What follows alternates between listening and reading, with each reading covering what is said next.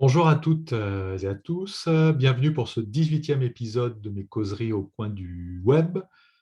Aujourd'hui, j'aborderai le thème de la fin du capitalisme et du doute de Burnham.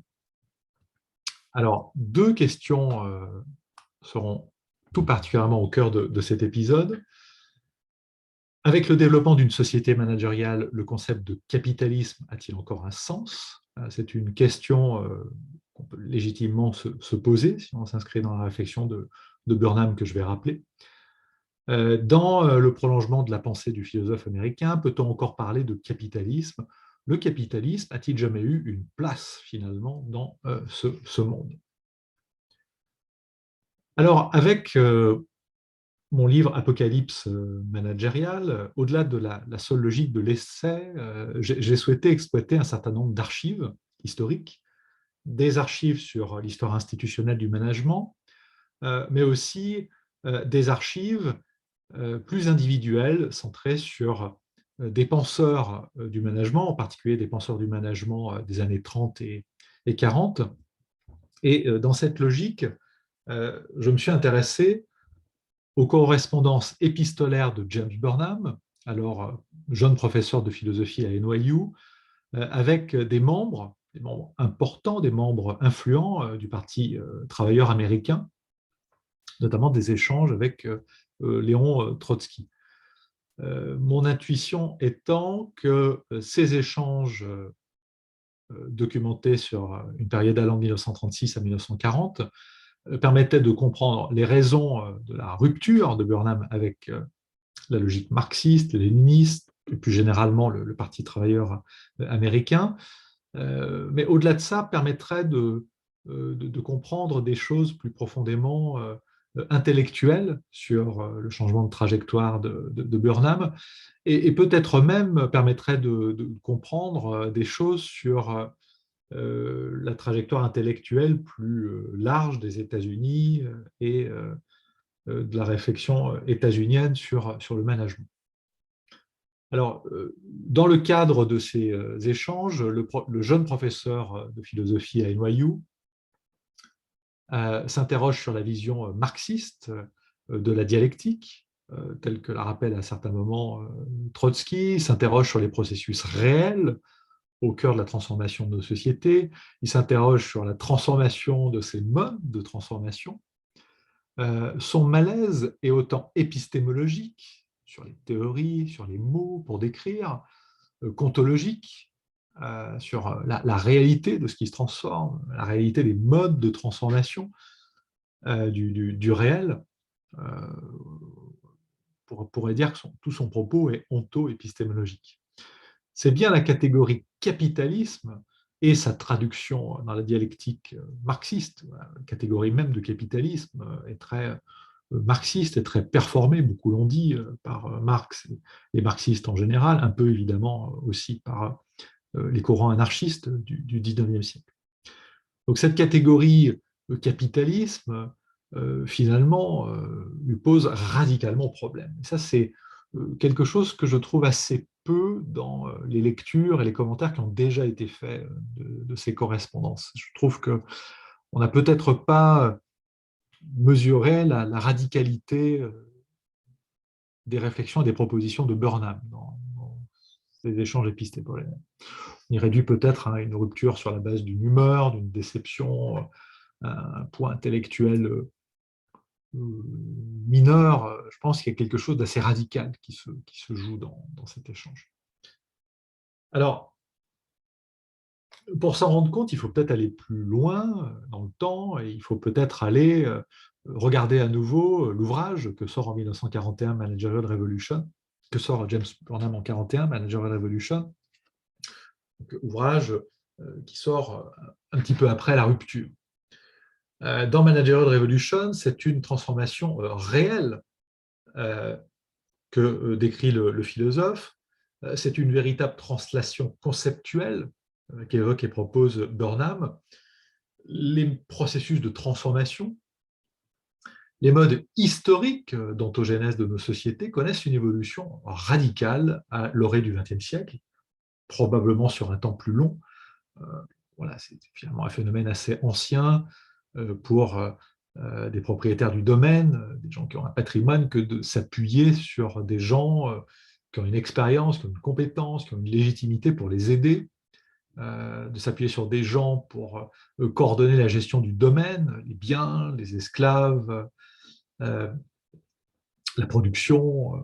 C'est un phénomène certainement ancien, mais qui s'est radicalisé et approfondi très probablement à l'orée du XXe siècle, et professionnalisé à l'orée du XXe siècle. Ça n'est pas le capitalisme ou les structures ou les systèmes, processus, modes de relations capitalistiques qui évoluent pour me permettre d'employer un terme deleuzien que n'emploie pas Burnham, c'est moi qui projette ce terme. Les modes d'agencement même de nos sociétés se transforment. Il y a bien une réalité des injustices, des déséquilibres démocratiques, mais le capitalisme n'est pas ou plus le bon prisme. Il y a quelque chose d'assez radical dans le propos de Burnham, qui ne se limite pas à pointer une troisième modalité structurelle qui prendrait le pas sur les précédentes, mais par bien des aspects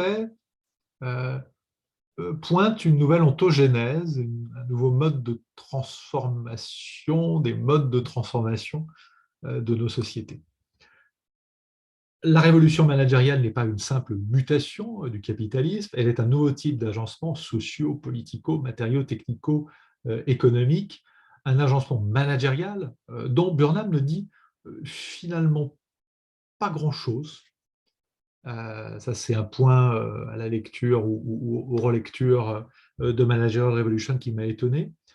Il le pense ou le suggère toujours comme un nouveau système ou une nouvelle structure dans une partie de ses écrits, tout en le décrivant dans d'autres parties des écrits, notamment du livre, souvent comme un nouveau type de processus. S'il y a un doute de Burnham sur le capitalisme, la catégorie ontologique du capitalisme, il y a aussi une hésitation ontologique à basculer sur un nouveau type de pensée, des processus à l'œuvre dans la fabrication de nos sociétés, et finalement quitter des catégories d'analyse et de pensée marxiste qui restent assez présentes et prégnantes dans sa réflexion. Il n'y a pas une vraie rupture radicale dans un certain nombre d'éléments centraux de sa réflexion. Je trouve ça assez étonnant. Il y a une forme d'hésitation ontologique, il y a un doute, et il y a aussi une hésitation ontologique chez Burnham. Le capitalisme, s'il a eu une existence, s'achève onto-épistémologiquement avec le XXe siècle. On va de plus en plus vers des apocalypses permanentes, n'excluant pas dans leur mouvement, bien sûr, la plus-value, le conflit social ou la spéculation qu'on peut trouver dans un certain nombre d'analyses marxistes, mais finalement comme processus apocalyptique parmi d'autres, que vont systématiser les points de rencontre entre le digital et le management. Les problèmes, les phénomènes managériaux et digitaux sont centraux dans ce processus, plus que jamais décentrés et paradoxalement orchestrés comme tels par un certain nombre de quasi-monopoles. On peut penser à Google, Facebook et bien sûr à beaucoup d'autres. Alors, si on essaye d'inscrire la pensée de Burnham dans notre monde contemporain, on peut tout d'abord dire que les nouveaux mondes type métaverse vont peut-être redéployer les apocalypses managériales, l'ontogénèse des apocalypses managériales sur un nombre de dimensions de plus en plus croissantes, phénoménologiquement.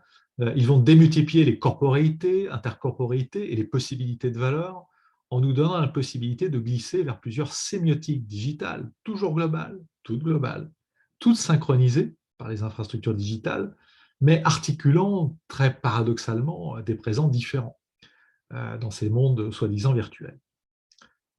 Si Burnham s'est trompé sur plusieurs points fondamentaux dans son livre Managerial Revolution, et je reprends ces points d'erreurs très probables, on peut dire aussi que Burnham est un prophète inattendu des apocalypses managériales, et on peut dire que finalement, tout son livre est un geste prophétique. Quand il nous dit dans le sous-titre qu'il décrit finalement ce qui se passe maintenant, what is happening now, what is happening in our present, il inscrit son écriture, son calcul, il les inscrit complètement dans une logique d'apocalypse managériale, c'est-à-dire qu'il nous décrit un futur finalement proche, un futur qui arrive de façon puissante, tellement puissante qu'il est déjà en germe dans notre présent. D'où le fait qu'il nous décrit quelque chose qui est en train d'arriver maintenant. Et il ne nous décrit pas quelque chose qui est une coupe venant du futur, il n'est pas en train de déployer et de lire les choses dans une boule de cristal et de voir des choses complètement inattendues pour notre présent, des choses nous foncer dessus et des choses qui seraient totalement inattendues pour notre présent. Au sens où j'emploie ces termes dans mon livre, Burnham fait lui-même un geste prophétique, décrit quelque part une apocalypse managériale, tout en appliquant ces nouvelles catégories au phénomène qui est au cœur de mon ouvrage. Voilà, je suis très amusé, intrigué par quelque part le geste prophétique qu'on retrouve dans le titre et plusieurs passages du livre. Merci beaucoup pour votre attention et votre patience. N'hésitez pas à m'envoyer vos commentaires à l'adresse devojani@dauphine.fr. À très bientôt.